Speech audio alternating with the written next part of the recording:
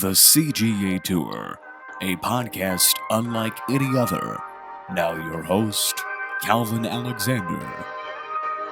Welcome back to the latest episode of the CGA Tour. I'm your host, Calvin Glen Alexander, and on today's episode of the podcast, we are talking about the NFL schedule that just debuted last night with two of my friends here, both named Jake, but one is, of course, recurring guest on the podcast, Jake Carlson, who's almost the co-host now, and the other one is actually a recurring guest as well, and Jake Stanford in San Diego. So, Stanford, how's it going? It's going good. Going good, man. I'm actually, right now, I'm up with family in Truckee, California, in the mountains. But, yeah, doing great, man. Glad to be on. Oh, nice. I forget what Truckee is, but, I don't think we just need to go into the geography lesson just yet here. So, Carlson, how are you doing? I'm doing great. It rained here, which is pretty wild. I feel like it hasn't rained in a long time. So, yeah, stuck inside. Not a whole lot. Playing a lot of Xbox.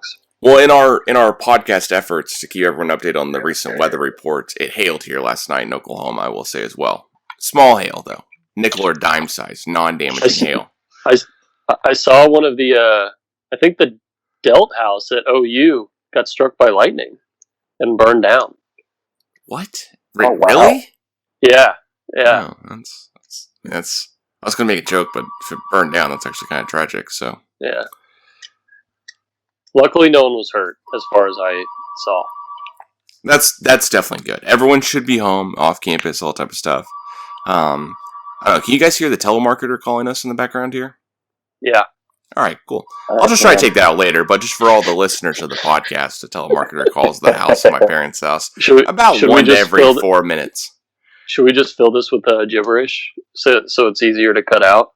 Oh, no. We're just going to roll right onto it because somebody answered it. We're good now. So, I did want to talk about the NFL schedule and want to ask, I know Georgia Jake is more a fan of watching several different teams, including the R-Word team, the Washington football team. But today I want to ask you about the Ravens just because you're number 2 overall draft pick here in Chase Young. I don't think it's going to do that much good for you with new head coach Ron Rivera. I'll talk about the Cowboys and then California, or Padres Jake as I would refer to him. Talk about the Chargers a little bit. So without further ado, I'll go and lead it off here with I think the 3 biggest matchups here for the Dallas Cowboys and kind of go through their schedule a little bit. So Dallas Cowboys, of course, they've got 2 of their first 3 games away. But they have kind of a tough schedule, I'll say. They have every single year, of course, they play the NFC East, so that's nice because 2 of those teams were top 5 draft picks this year, which means they're not coming back with great expectations, I wouldn't think. And they do play the Cardinals at home, who, of course, didn't do that great last year either, bottom 10 in the NFL.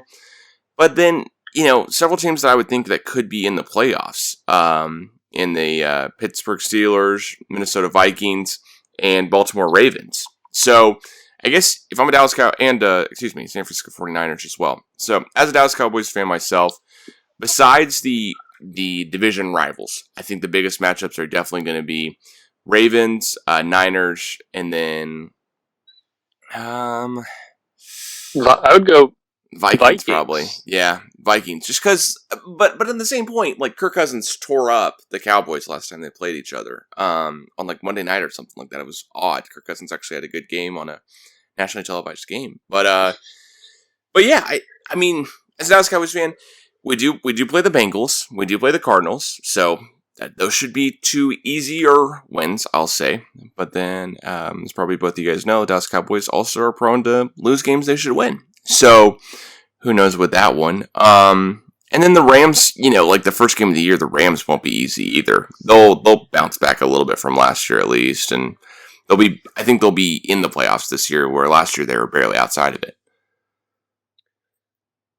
I think that Cardinals game, I think assuming that the Cardinals are going to just be terrible this year might be a bad idea. I think, because they were pretty competitive, like, last year, and they were still bad, but they weren't getting, like, blown out. It wasn't like Washington where you're like, well, we're going to go in every game and lose. it was like, okay, well, they're at least going to go in and compete because they have a 10 times more competent quarterback. That's definitely true. I'm happy that the Cardinals are on schedule, especially at home. Even if the game was away, I think there's more Cowboys fans that go to a Cardinals game in Arizona anyways. But I'd go. I love Phoenix. Right.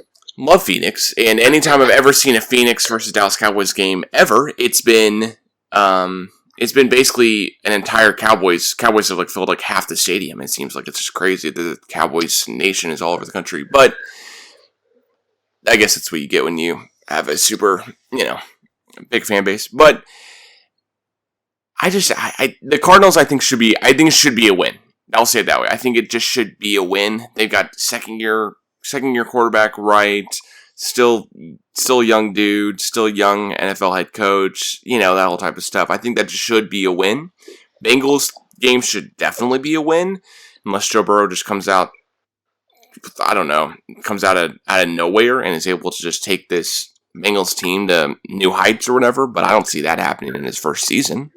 Right?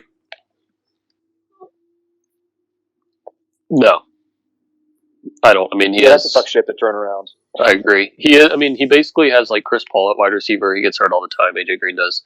So, I don't know who he's going to be able to throw the ball to. They have good running backs. He can throw the ball to them, but that's about it. Wait, but who is the running back I now? don't think I can name their Nixon. tight end.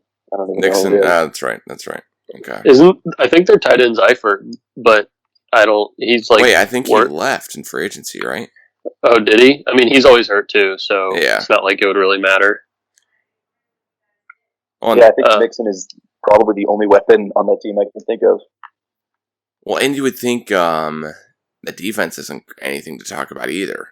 They're going to allow a ton of points, and as a Cowboys fan, the Cowboys literally are set up now to score just a ton of points and outscore everyone else. So if they're not going to, you've got Cooper, now CeeDee Lamb, Gallup, which I know has some drops at least. Like Jarwin, Go Pokes guy, Oklahoma State guy on the team, of course, and Ezekiel Elliott on the team as well. I'm probably overlooking somebody, but Dallas Cowboys should literally just be outscoring every single person. And you know what? It could be where we see Andy Dalton's playing in that game. Now that he signed up as one of the backup quarterbacks for the Dallas Cowboys too. Yeah, so I meant to ask you, how do you feel about all this, the Andy Dalton quarterback situation going on in Dallas? It's a weird move if Dalton still thinks he's like a valuable starter in the league, or if he thinks it's going to be like a reclamation project or something, because Dak is definitely young enough where it's not going to be like Jameis Winston coming into the Saints or something weird, where let's see how Winston does for a year, and then Breeze retires, then we got the guy or whatever, because Dak's not going to retire after this season. But then on the other hand, I go, okay, the guy wanted to move closer to home. He went to TCU, the whole thing. So, maybe Dallas was just like one of the first teams that called him up with a halfway decent offer. And from my understanding, Dalton's getting paid more guaranteed money than Jameis Winston is. And that speaks volumes to how people think about Jameis Winston and Andy Dalton in the NFL. So, it's an odd move for sure. But if it's, Dalton will play some preseason games, see how he is, and then maybe trade him at the deadline for a team that wants to go into the playoffs, but now sees more value in Dalton than they did their backup quarterback or whatever they're down to, So my thing with Andy Dalton is I was watching SportsCenter yesterday, and one of the times that I looked up, ironically, was I saw that Andy Dalton has a winning record as a starting quarterback, which I did not assume, considering he played for the Bengals. He was 70-61, which, obviously not a world beater, but it's a winning record. They did go to the playoffs for forever, it seemed. And so, my question to you is Andy Dalton that much worse? Now, I'm not saying he's better than Dak Prescott, because I don't know. But is he that much worse than Dak, given the circumstance that he had in Cincinnati? Because he didn't exactly have, weapons all over the place. He didn't exactly have running backs. He didn't exactly have an offensive line. And he definitely didn't have a defense. So is Andy Dalton that much worse if you're like expecting him to come in and be a game manager? Well, let me flip it on either of you guys here. Do you think Dallas will sign Dak to a long-term deal before the season starts? Because I get what you're saying there, but I think that leads into this question. Do you think Dallas will sign Dak to a long-term deal or not before the season starts? No. I'm going to jump right in and say... I say no. Yes, but... I think, I've actually been meaning to talk to you about it, Calvin, too, because I haven't talked to too many, Cowboys fans about it, but I love the Dalton pickup. I mean, Dak's good. Great. I don't think he's deserves more than $30 million a year. So I think picking up Dalton going into this year is great. You don't have to pay Dak before the season. Anything happens to Dak or he's not, playing how you want him to play, you've got, the most serviceable, one of the most serviceable backups in the league. You can just plug in there. So I love the Dalton pickup, and I don't think Dak is paid before we play some football here. Yeah, I'm with you on that one. I mean, and I think that kind of brings me back to the other Jake's point here of I think that Dallas can see, is Dalton a valuable, worthwhile starter, and is he a good quarterback on a bad team?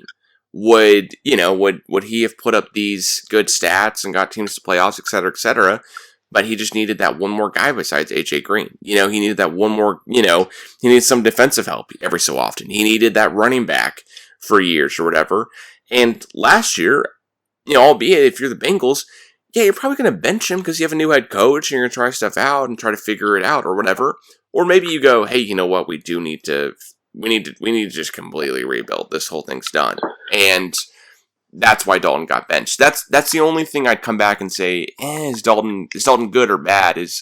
I come back on the benching part, and then I'm trying to argue with myself here as I say this of, why maybe he got benched versus why he, is still a great quarterback. And in all seriousness, if Dak wants to get paid $40 million a year, there will be a team next offseason who will pay him, I think, $40 million a year. Maybe it's 38 or whatever, But I'd much rather, if I'm Dallas, since you're locked into that Zeke contract, which I think is really going to be, if Zeke is not good this year, it's going to look like a horrible contract.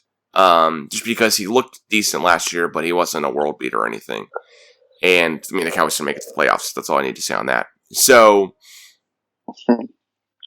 I do think Dalton's a good backup, a quality guy, and if Dalton's able to be the guy there, and the Cowboys go, all right, hey Dak, you know what? If you want $40 million, man, like we were already offering you $35 million a year. We're not going to come all the way up to 40.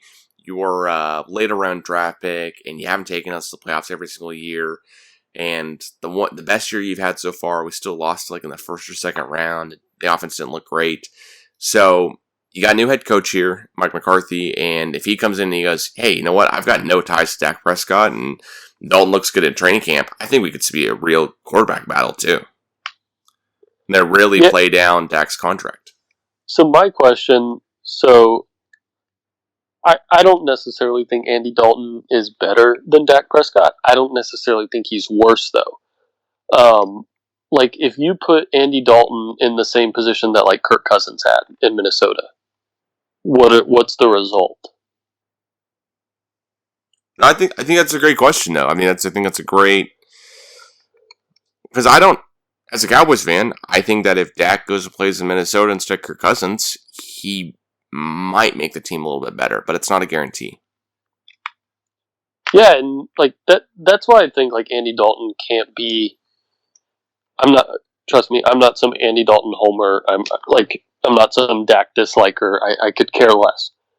But I'm just posing, like, if you're the Cowboys, are you really gonna pay, like you said, someone that hasn't taken you to the playoffs in like 2 years, are you really gonna pay him $40 million? Because it seems like, at least when I've watched them, that some of the reasons that Zeke doesn't necessarily have the ability to run the ball is because they're like daring Dak to throw it. They're like, I dare you to beat us with your arm. Yeah, and the one thing they're not going to worry about Dalton doing is running the ball. So, you bring in two different quarterbacks, two different skill sets. But at the same point, I guess as a Cowboys fan, I'll repeatedly say that I really hope the team figures it out this season and goes, all right, this has got to be Dak's make or break year, and I hope they don't pay him before the season starts, even though they're keeping reports and all types of stuff, whatever, that he'll get paid. I hope he doesn't.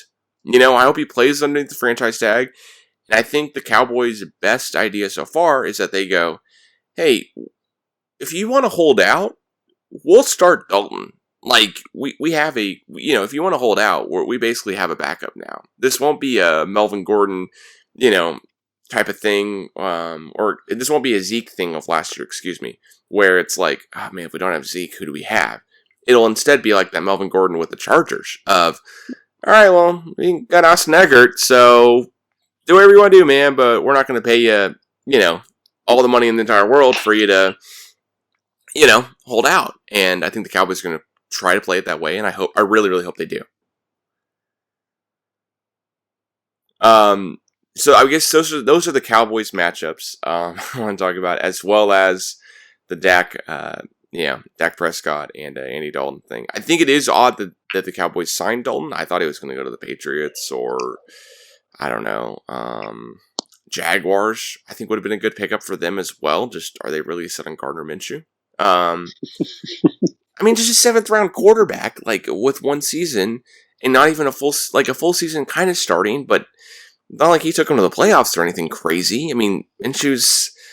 What's Minshew's top ability? Is he going to be any bit better ever in the NFL than he was last year? I don't know.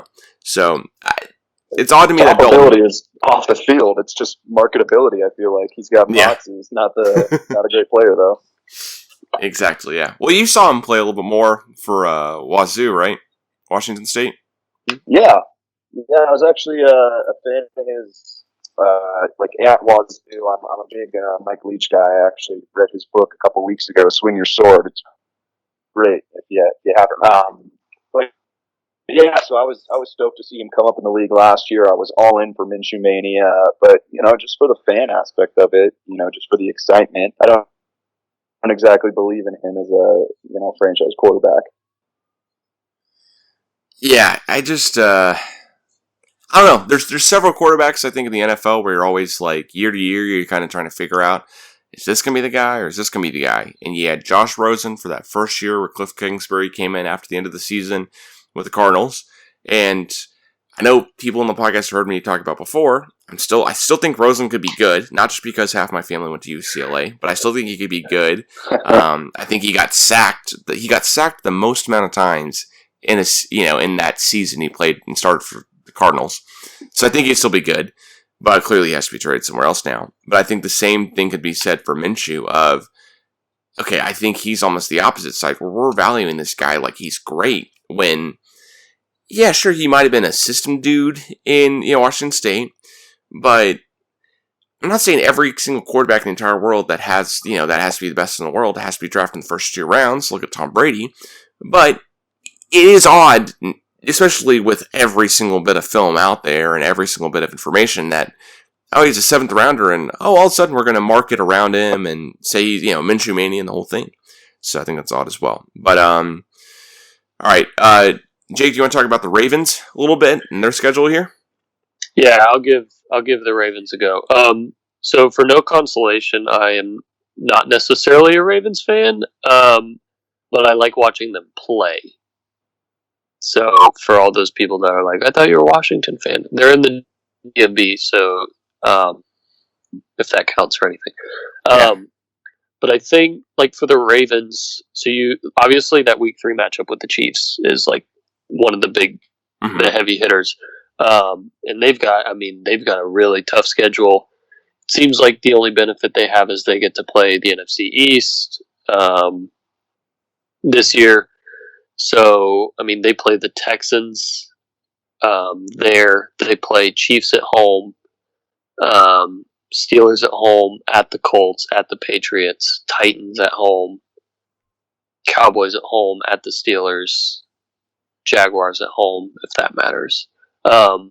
So like they have the best game on paper, at least coming into the season for Ravens Chiefs. I think Ravens Texans is a really good game. I love Deshaun Watson, and I love Lamar Jackson, so I think that'll be a really good game. And then I'm going to go with, for the third game, I'm going to go with the Titans. Mostly because that's just a completely contrast in styles where it's like, all right, well, we're just going to run the ball down your throat. Versus, all right, well, let's see what Lamar Jackson can do. Isn't that who they lost to in the first round last year? Is that right? In the playoffs?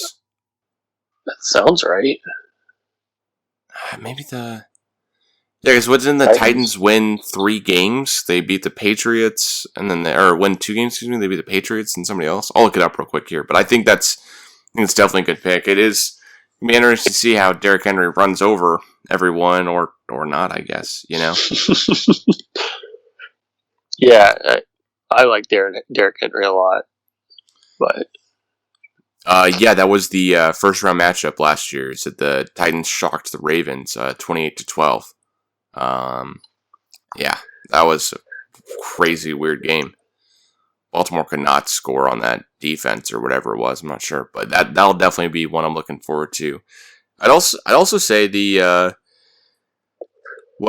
Eagles game will be interesting a little bit too. The Eagles now have they signed Darius Slay this offseason from Detroit, and I don't think they'll be bad necessarily. I know it's the NFC least, but I don't think they'll be bad.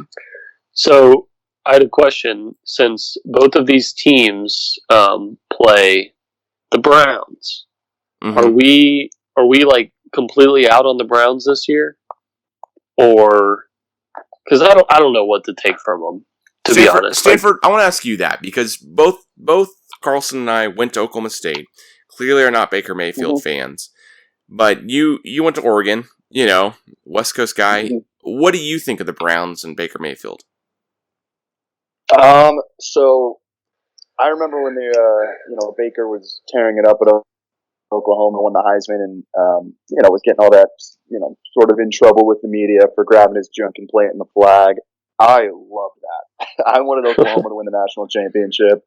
I was all in on this guy. And then he goes to the Browns, and they're the Browns. They have a history of not being great. So tough situation. But then you get all these weapons like Odell and Jarvis. But then you get Freddie Kitchens who can't coach.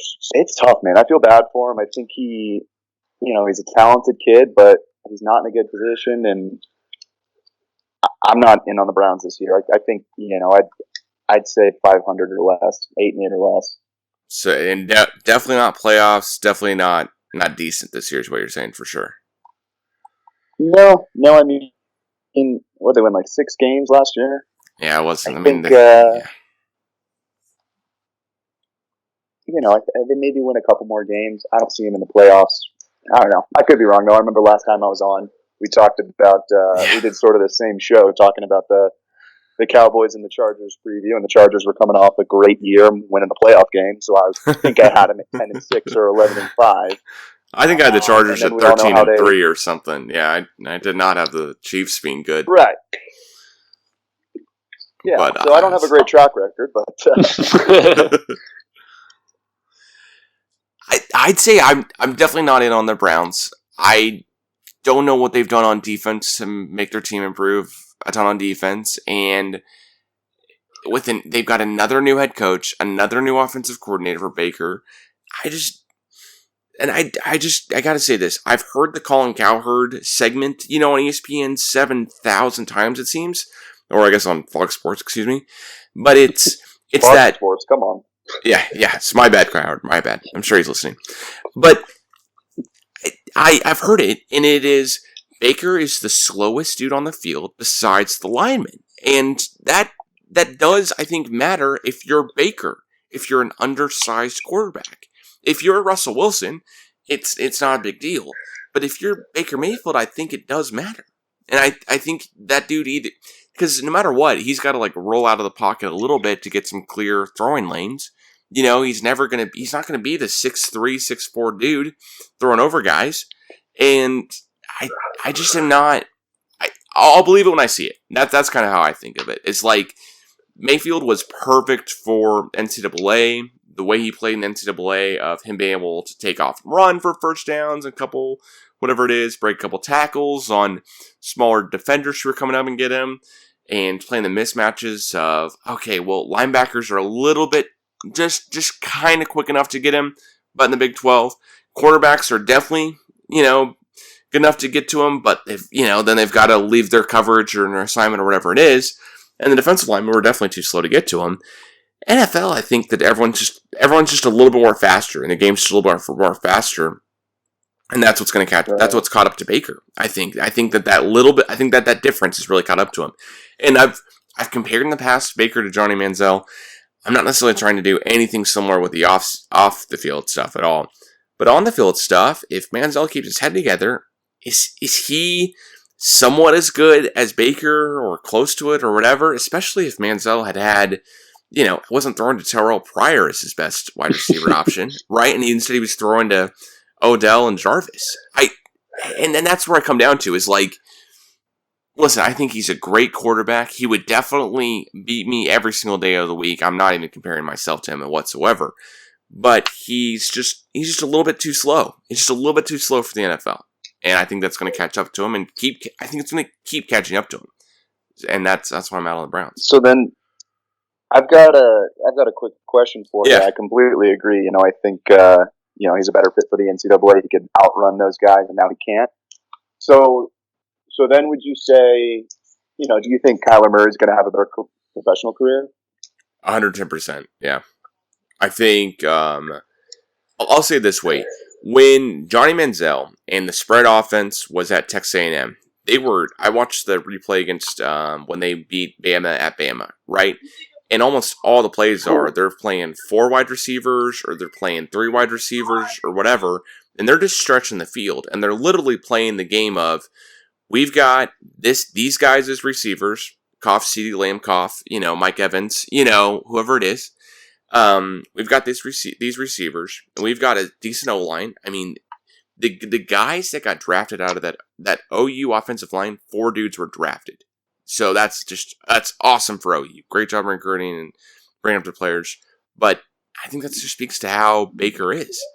And when you're stretching the field and everything like that, and you're running deep routes and posts, then all of a sudden there's a lot of underneath room for either dumping off the ball to the running back or running 5-10 yards when you got the cornerbacks 20 yards downfield. And the safety's playing over the top to make sure, they don't lose anything deep. So I guess that's how I stand on it. I don't think Baker will be that great. I think Kyler with Cliff Kingsbury, and if Cliff is still the head coach there for a couple more seasons, the Cardinals wait him out, to make sure that they give him a little bit of time, then I think Kyler could be really, really good. And also, maybe I'm one of the few, but I definitely think DeAndre Hopkins is another tier above Odell Beckham. And that Hopkins dude is going to bring up Kyler Murray like no other, too. So, my thing with Baker, I'm just trying to play devil's advocate here. Yeah. Why can't he just be like Drew Brees like?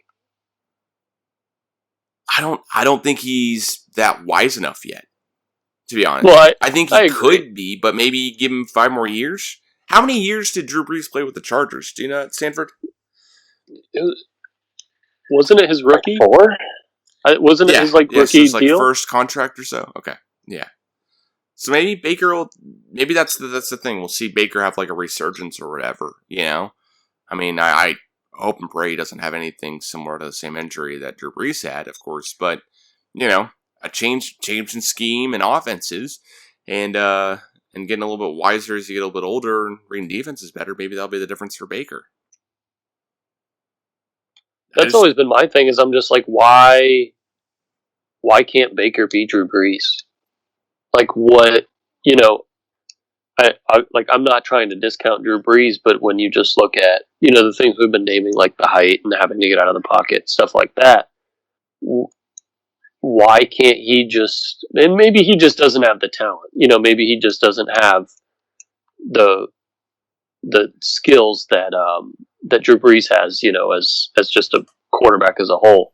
But that's always been my thinking, is like, why can't he be Drew Brees like? Yeah, I mean, why? I mean, I'm with you on that. Why doesn't he become Drew Brees? I just think it's going to take him a minute to get to be there, or he's going to have he needs to have the same head coach for at least a couple seasons in a row. What, now this is his third head coach in 3 years? Yeah. So, I don't know. All right, what about the Chargers schedule? What are we looking forward to with the unfortunately I have to say LA Chargers, but of course LA Chargers playing in their first season at SoFi Stadium. How do you feel about them? Yeah, man, I'm excited for SoFi. We'll see, how many fans we actually get in. But first off, with the Chargers, their draft I liked. I'm an Oregon alum, and I've sort of been wishy-washy with the Chargers since they left San Diego, sort of looking for a way to get out. My whole thought process was, awesome, I'm gonna root for whoever drafts Herbert. Like, that's gonna be my new team. And then, I'm cursed. The Chargers draft Here Herbert. you go. Here you go. I'm stuck. I'm stuck, and I'm okay with that. Getting Kenneth Murray from OU in the first round, I like that a lot. I think he's going to be an instant, plug-and-play guy. Mm-hmm.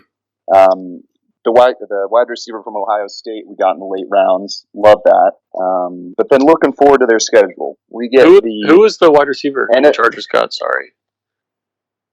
Well, their first wide receiver taken was the guy from Virginia. I think it was Reed. What's his name? Reed. Let me see. Let me pull up. So in the fifth round, we got Joe Reed from Virginia, but the receiver I'm excited about is KJ Hill, who we got in the seventh round from Ohio State. He's good. He needs to catch. Well, I mean, didn't he set the record at Ohio State for receptions? Yeah, he was there for like ever. I remember him being there when that'll help. when what's his face was there. The guy that's not a quarterback anymore. Cardale? No, Barrett. Yeah. But I saw that pick. Not to interrupt you, I saw that pick and I was like, KJ Hill. I was surprised that he went that low. Just because I was like, I remember him playing at Ohio State, and he played, he was a starter for like 4 years. And I just remember him looking so much bigger than everybody else. Yeah, and he redshirted too, so he was there.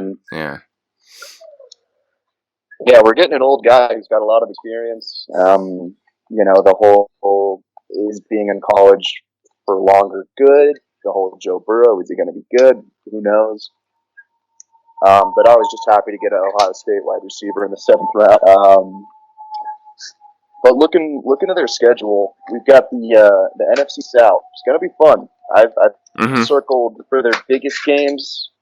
We don't know what the Bucs are going to be, but people certainly think they're going to be interesting.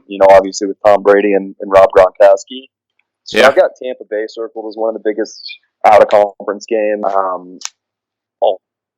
Also in the NFC South is the Saints. I've got them circled. That's, I think everyone thinks they're going to be as good as they've been the last couple of years.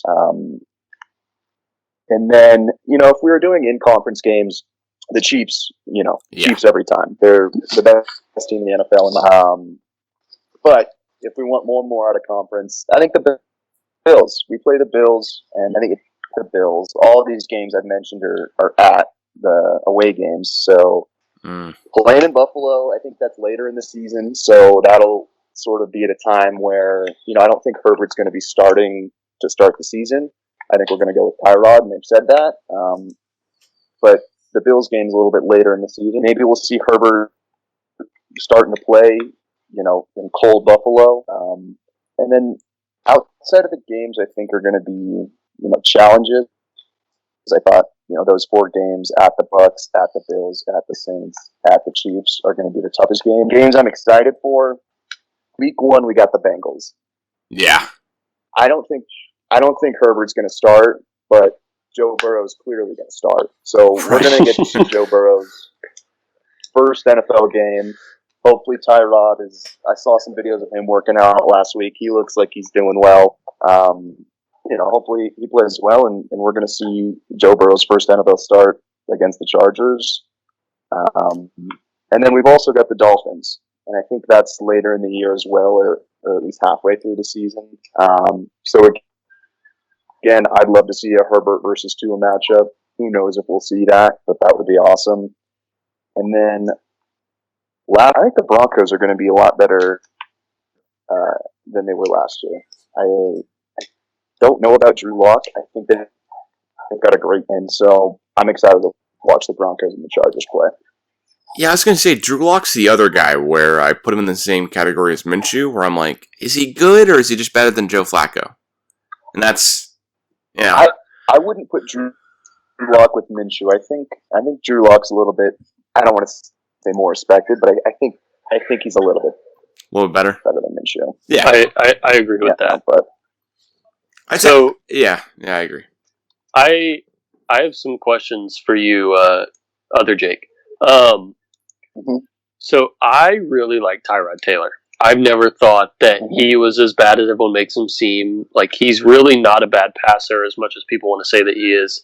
He took the freaking Bills to the playoffs, and that was like when the Bills were bad.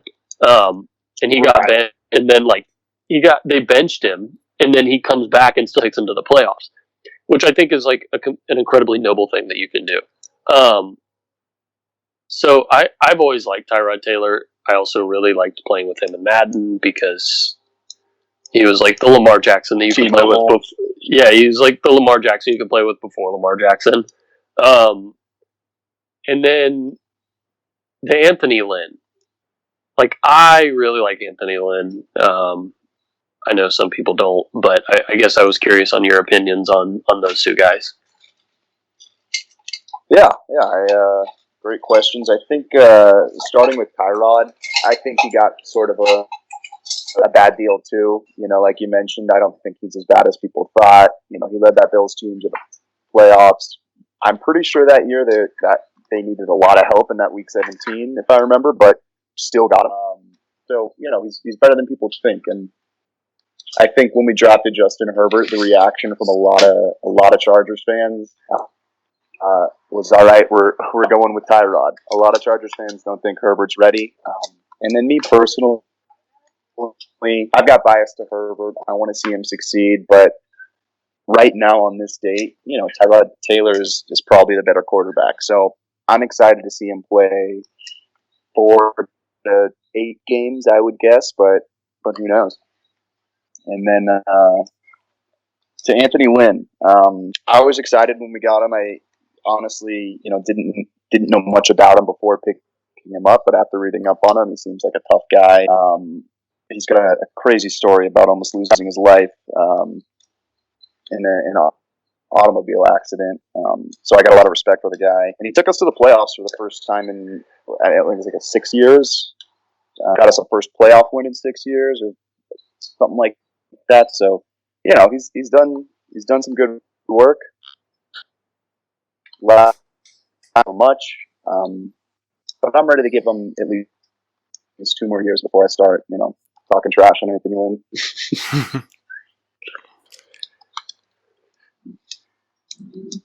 Well, is there any chance that the Chargers just come out of nowhere this season and Taylor, if let's say Taylor is a really, really good fit and Herbert's the next guy in line, but you just go with it for Taylor. Is there any chance that is there any chance that Taylor starts the whole season? We don't see Herbert until next year. I think there is. I think there is. I think me saying I see Tyrod going 4 to 8 games is influenced by my Herbert bias and me wanting to see him play. But if Tyrod's playing well, I think he can play the whole season. Every year for the past couple of years, the Chargers have had one of the most loaded rosters and just can't put it together. So every year they're that team that everyone says, if they just get one thing right, they're gonna, surprise everyone and make the playoffs and go on a run. So, in this draft, our linebackers aren't great, and interior defense isn't great. So I think Kenneth is a great plug right there. If you look at the levels of the defense on the line and Bosa, and then you've got Kenneth Murray at linebackers, and then our corners Hayward and Desmond King still solid, and then Derwin James at safety. I think the defense is awesome. Tyrod does his job. He's got plenty of weapons, and Keenan Allen, Mike Williams, Austin Eckler, Justin Jackson, and then some of the receivers, and Joshua Kelly from UCLA, the running back. So yeah, I mean, I think he could be put in a position to surprise a lot of people. All right, we'll follow up question here. So you got the Chargers, and they're playing, of course, as you said earlier, the NFC South. Is there any chance they knock off one of those Saints or Saints or Tampa Bay? Because I know I'm really skeptical still about the Cowboys. Yeah, I'm still really skeptical on how I think they'll be and all type of stuff, and if they'll be good or not. Any chance the Chargers are coming out of nowhere this season and knocking off one of those two NFC South teams? If I had to bet on it right now, I'd say more likely would be the Bucks, just because we don't know what they're going to look like, but they could end up being a lot better than the Saints. So who knows? The fun part is the Bucks game and the Saints game are back to back. October 4th is Chargers at Bucks, and then the next week, the 12th, is Chargers at Saints. So those are two tough, interesting matchups back to back. And I did have one more note on the Chargers schedule. Game. Let's see, where are we? Yeah, the Saints game is the primetime game. That's our one prime, and it's at the Saints. We're moving into a new stadium. We have 0 primetime games hosted at the new stadium. The Rams, I think, have 4, and the Raiders, I think, have like 4 or 5 primetime games scheduled at home in their new stadium. So, big middle finger to Goodell for not giving the Chargers a primetime home game. Well, I gotta think there'll be a ton of people at that Bucs game, no matter what, because they'll want to see Tampa, Brady, and Gronk and the whole deal. But I'm with you. The Chargers should definitely. Chargers are also playing in a new stadium. Why isn't the Chargers? I'll have to look here and see what the Week 1 matchup is. But like, the Chargers Week 1, against the Bengals, why isn't that given kind of the ability to be there? I don't get it. I think I think every team every year should get one. But that game was in. Yeah, exactly. We don't get a single win in our new stadium, but the Raiders and the Rams get 4 or more, and I think we're going to be better than the Rams, and I think we look better than the Rams with our new look and their awful new look. Gosh, so I agree. A couple years, the Chargers could be the favorite team in LA. The tide turns that quickly here. People in Southern California don't really have too deep of roots. Yeah, I know way too many people out there who have a SC and a UCLA hat in their closet. Just pick whichever one they want to wear that week. But I mean, yeah, Dallas versus the Rams is that first Sunday night football game. Why not just show off SoFi more? It's the biggest, best stadium. You guys are hosting SoFi's hosting the Super Bowl in 2022, I want to say, as well. So yeah, it's me too, I think. Yeah, so it's just kind of why not? That's what I'd say. Of why not give the Chargers another one? I mean, I'm looking through the whole Sunday night football schedule here, and I'd much rather see, and maybe it's just my bias, but I'd much rather see the Chargers play somebody than seeing Tennessee versus Green Bay. 2 days after Christmas on December 27th. Like, that's the last Sunday night football game of the year, and it's like, all right, really? Like, Tennessee versus Green Bay? Like, I mean, I don't know. That's Tennessee's only Sunday night football matchup, too, it looks like. And it looks like Green Bay's only no, Green Bay has 2. But still, like, take away one of Dallas's, for goodness gracious, and give the Chargers another one or something. I don't know. Give the Chargers and everyone out in sunny Southern California a Thanksgiving game instead. That would have been. I think that would have been incredible, doing that instead of seeing.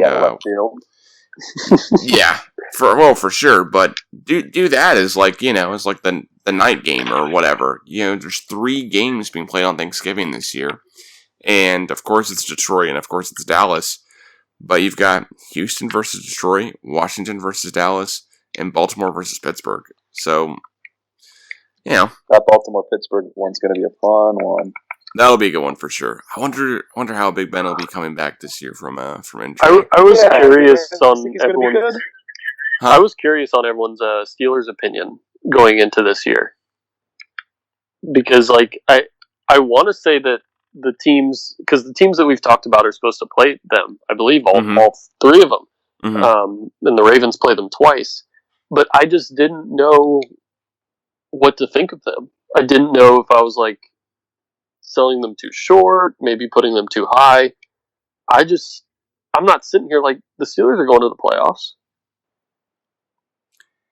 Yeah, I'm with you there. Yeah, I'm not. I have to go ahead, Calvin. Yeah, I think the Steelers would be the 5th or 6th seed in the playoffs. They're definitely not winning the division. Of course, the Ravens got that, seems like, unlocked. But I think they'll still be the second best team in that division. I don't think the Browns will be better than them, and definitely not the Bengals. Right? Yeah. Yeah, I agree with Calvin. I think they're not going to be the 1 seed if the Ravens are anything like they were last year, or excuse me, win the division, not the 1 seed. But defense is still great. He's old. He's kind of fat, but it's all get these offensive line and make good passes. So with that defense, and if he can just do his job and not get hurt, I think they 9 and 11 games. Yeah, the other thing is I could see what the AFC. So the AFC South, do they have the Titans, Texans, Colts all in the same division, right? I could see heck all 3 of those teams making the playoffs and having 2 wildcard teams be from the AFC South this year. If the Colts can bounce back with Rivers. Yeah, let's hear about the Colts. Let's hear about Rivers. What do you guys think? So I have nothing against Rivers. I think he made a smart decision in saying, hey, you know what? It hasn't worked here for a while. I'm going to try to go be, somewhat of a mercenary quarterback as Breeze decided, or excuse me, not Breeze, but Brady decided to be as well, and leave it and go separate ways. But,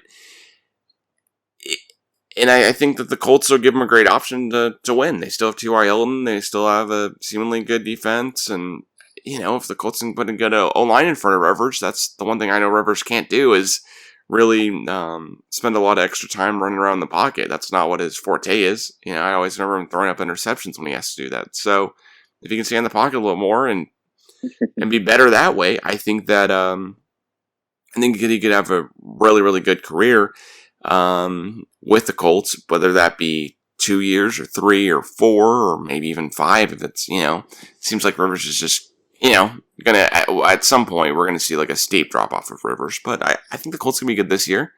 Their division matchups will be the toughest ones they have, though, in the Texans and the Titans. So I don't know if the Colts can stop either of those 2 teams. Yeah, that division quickly turned into a gauntlet, huh? Yeah, it used to be the worst division.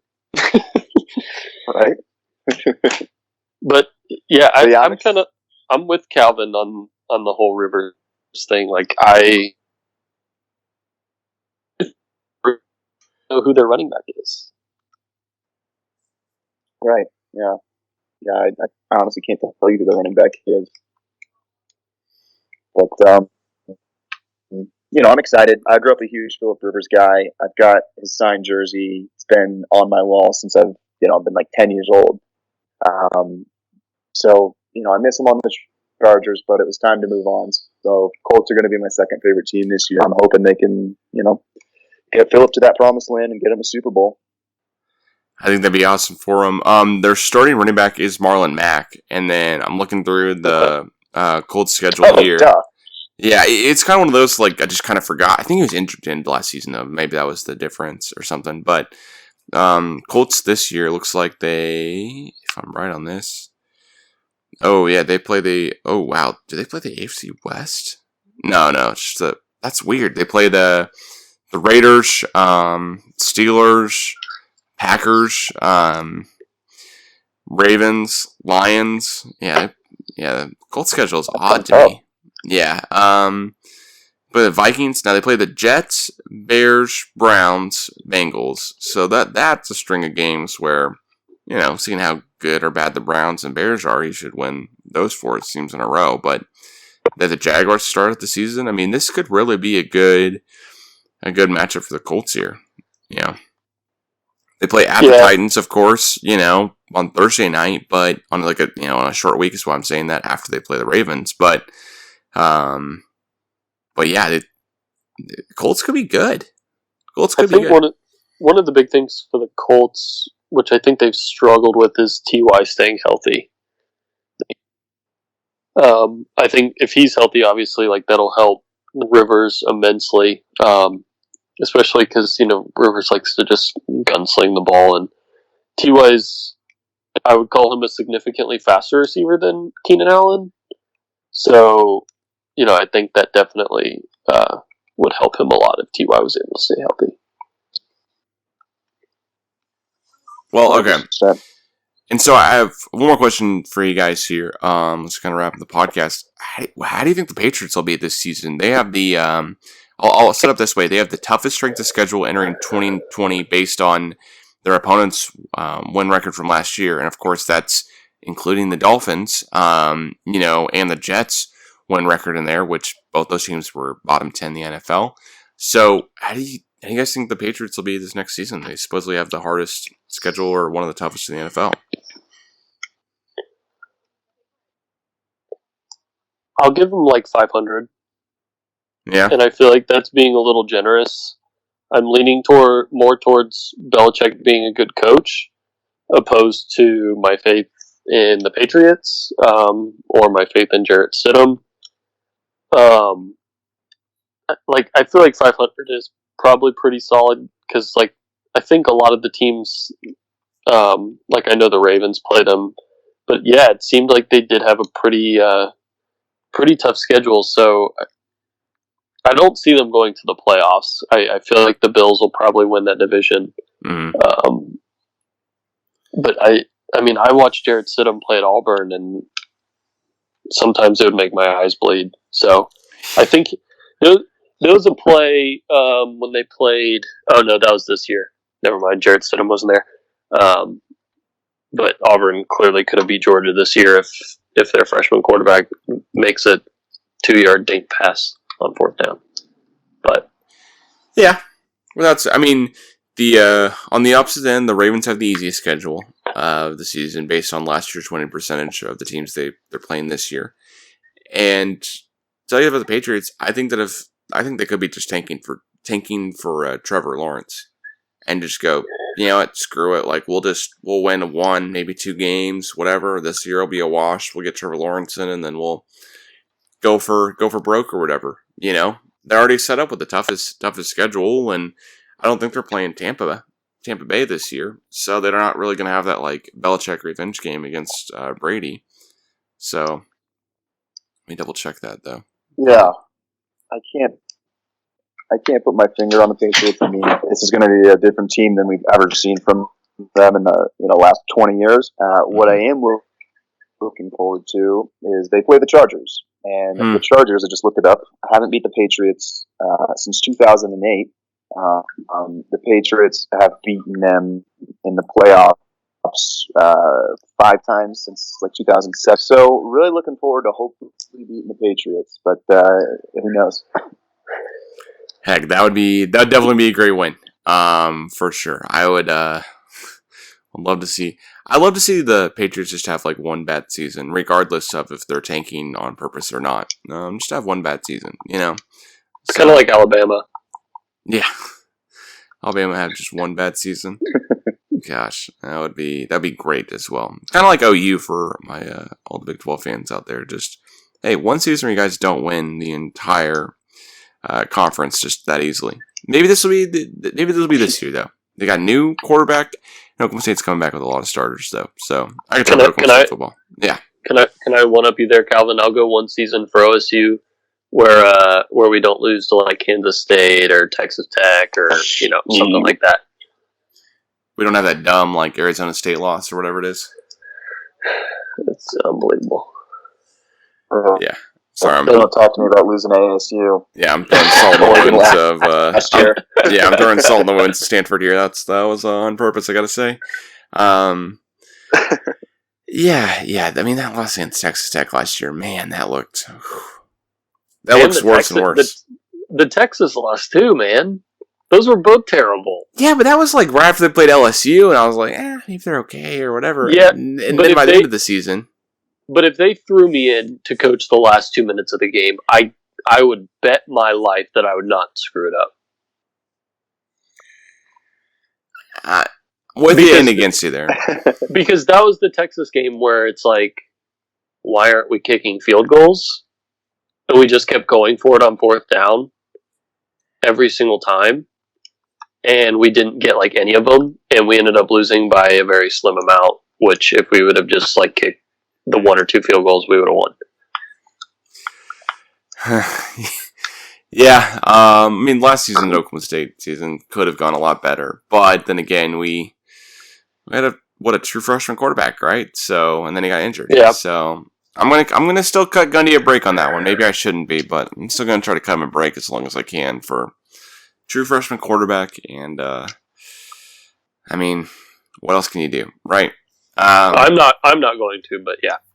Losing your best wide receiver midway through the season, and then you're running. I mean, the thing is like, is Chuba really going to rush for even 1,900 yards this next season? That'd be 100 less than last year.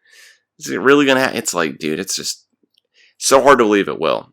It's hard to see that. It's hard to think we'd have a repeat season of a dude rushing for another 2,000 yards. But I remember in Stanford, I think will back me up on this. I remember talking to everyone out in San Diego, being like, "Do you guys know who Chuba Hubbard is? He's going to rush for 2,000 yards this year and not get any Heisman information or anything like that," because it was like, this guy's really, really good, and yeah, he's playing for not the greatest team in the entire world. We're not going to make the playoffs, but 2,000 yards as a running back is not easy to do in college football. I think the bigger issue was the fact that what's-his-face from Wisconsin was getting way more... so good. Jonathan Taylor.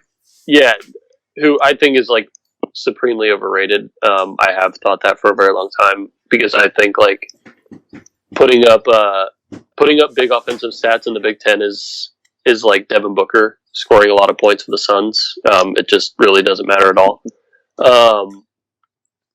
Because I think any stats you put up in the Big Ten, unless you're Ohio State, on offense, they're like, oh, he had 250 yards passing, and I'm like, cool.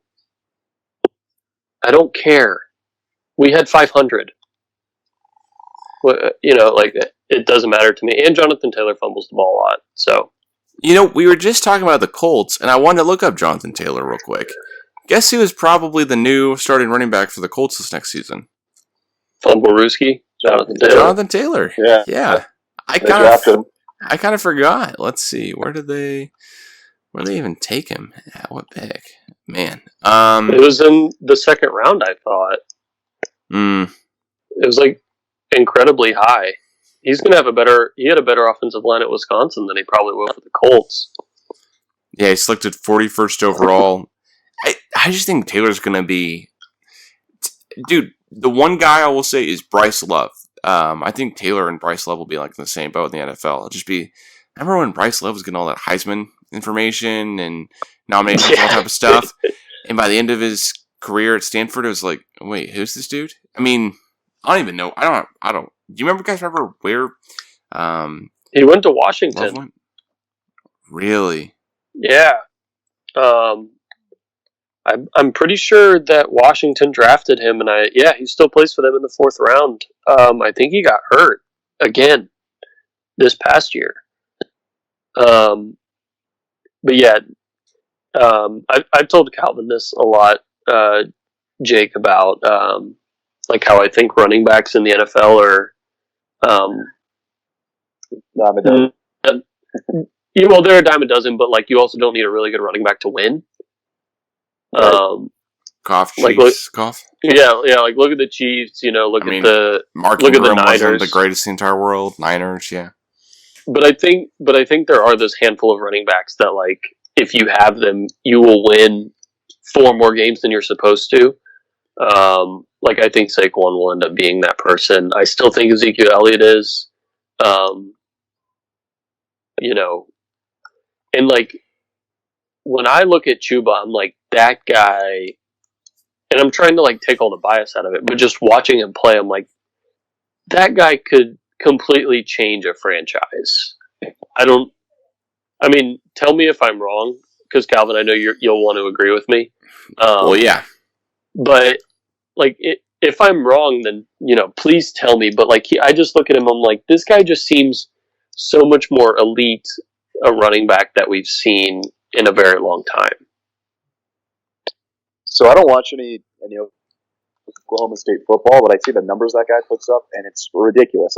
When you guys brought him up a couple minutes ago, I forgot he was coming back to Oklahoma State. I thought he had such a good year. How old is the kid? Is he going to be a senior or a junior? Redshirt junior? Okay. Yeah, he could have left this last season. Yeah, I know that. Okay. Okay. Yeah. So I don't watch him too much, but kid put up ridiculous numbers. And like, most people argue, no, Calvin, he's 20. Well, he's got to be a redshirt junior, man. I mean, he was able to leave after this last season. He decided to come back. If he was going to be a junior, he couldn't have left. Oh, yeah, you're right. Okay. He's young. He's really young, don't get me wrong. But his birthday had to happen like a couple weeks ago or something now.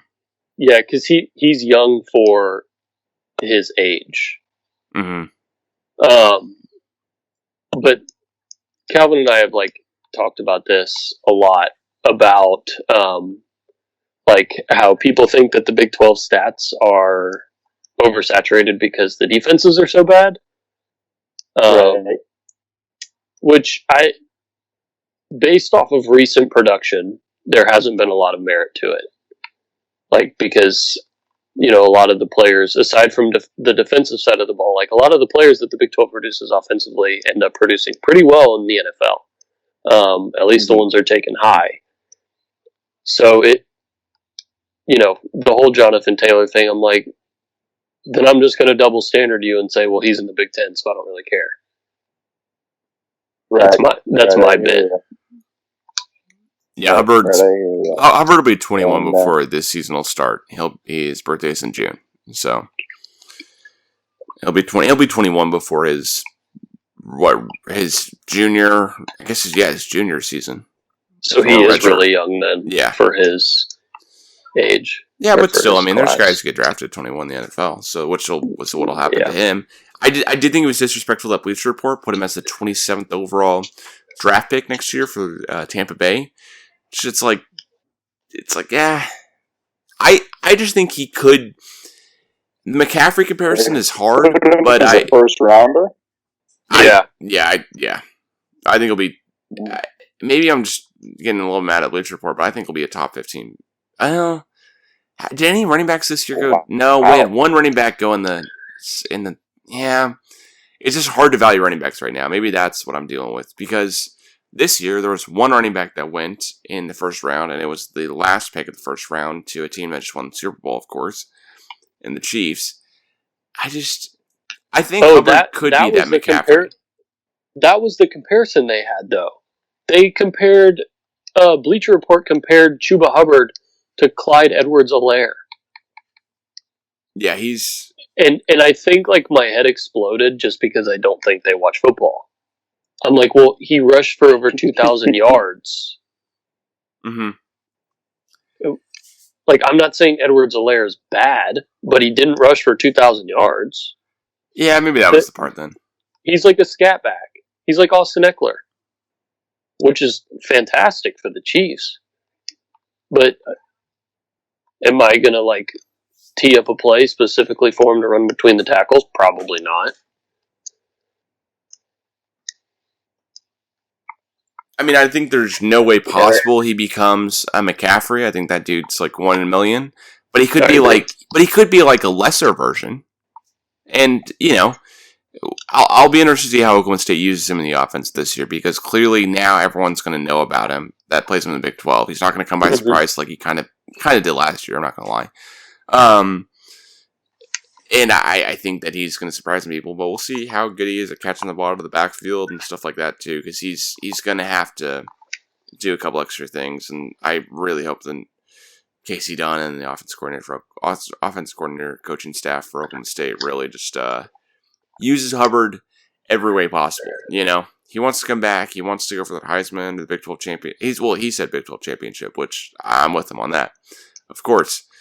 But yeah, we'll see how they use him. And he has like elite speed.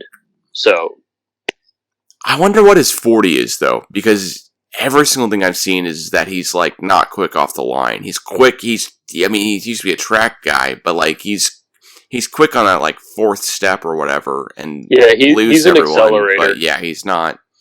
He's not those Oregon fast twitch guys. Yeah, where like they're off the line and they're gone. Which is how he wasn't a 4 or 5 star recruit, right? Yeah, he's in Canada and wasn't the fastest dude in the entire world. So yeah. Although I guess that is a bad comparison when I say that, though, because when I say it's not one of the fastest in the entire world, but he won like Canadian track meets, it's kind of hard to justify that. So he's not the fastest dude, in the first 20 meters, but you race him past then, and he's gone. So, all right, well, hey, thanks for both of the Jakes for joining me on the latest episode of the CGA Tour. Glad I was able to say that for once here. And just say one outro. So thank you guys so much for joining. Please follow at the CGA Tour on Twitter and Instagram for more, as always. And we'll catch everyone again soon. See you guys. Awesome. Thanks, Calvin. Thanks. Good talking to you guys. See ya. Thanks, Jakes.